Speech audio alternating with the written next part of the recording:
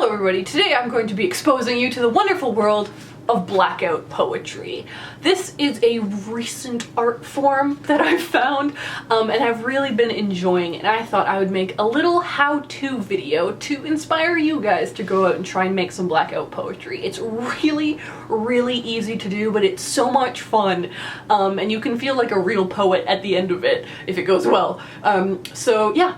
Let's start with, what is Blackout poetry? Blackout poetry is a form of appropriation art. Appropriation art is an art form that takes something that already exists and either puts it in a different context or manipulates and changes it in some way that makes the viewer think of it all from a new light. In Blackout poetry, you're taking writing that you probably didn't write yourself, although you could make Blackout poetry from your own writing, but you're changing it, you're manipulating it to make something brand new. Most Blackout poetry looks like this. It's where you take a page out of a book that you like and you black out most of the words, only leaving a few that form a poem. So let's get started. Number one, what will you need? Wonderfully, you really only need two things. One is you're gonna need some writing stuff. So what I always do is go to a used bookstore so that I don't feel guilty about ripping up a gorgeous new book. Or there's also newspaper poetry. So I've got both. You just need some writing that you can draw on. And the second thing you're gonna need is some stuff to black it out with. So traditionally is the black permanent marker, but you can also use paint.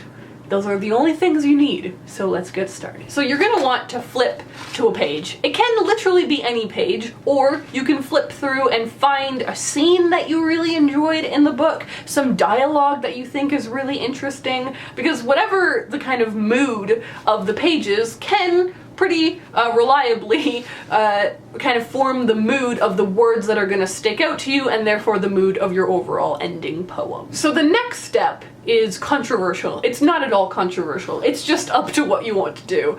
Either you can go straight into the book and start marking down words that you like, or you can grab a piece of paper and do some planning.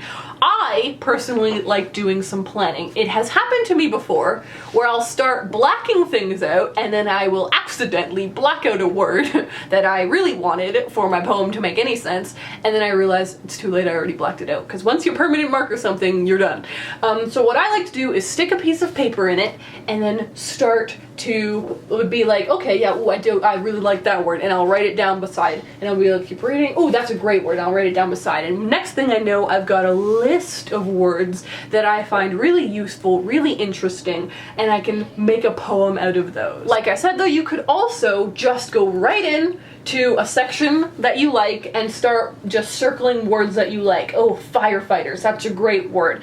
Fully, that's another great word. Summer, I love that word. And so this is kind of more of a just jumping in, diving right into the poetry. Once you've teased out your poem, you've picked the words you like, you've circled them so you know which words to keep precious and what other part to black out, comes the actual blacking out of the poem. So like I said, you can either use permanent markers or you could go ahead and use some paint. Now, the great thing about permanent markers is that, well, one, it's kind of the classic for Blackout poetry, but second, they're really easy. This is super easy. You'd literally just scribble away at it and you'll be done. The cool thing about paint is that you can use a lot more colors. It's obviously just gonna look different. It's gonna look pretty. It is gonna be a bit harder to do though, just because you're gonna have, it's not as easy as just scribbling. You're gonna have to make sure you don't paint everywhere. You're gonna need to know how to use paint. Again, it's not hard, it's just different. And then once you've blacked it out, you're literally done. You have a really cool poem. And it's amazing how much fun I've had making these poems. I want to keep filling this book up with poems. I kind of wish I'd picked a book with a prettier cover. Maybe I'll just tear the cover off.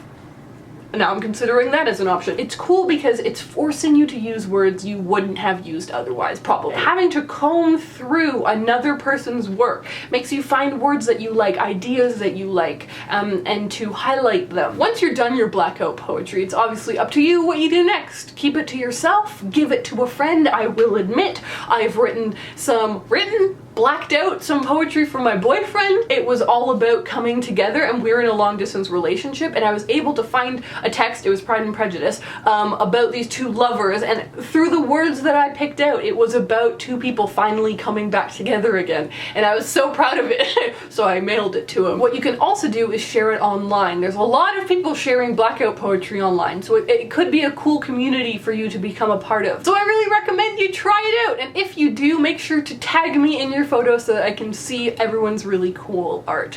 I hope you guys enjoyed this video, and I will see you in my next one. Bye!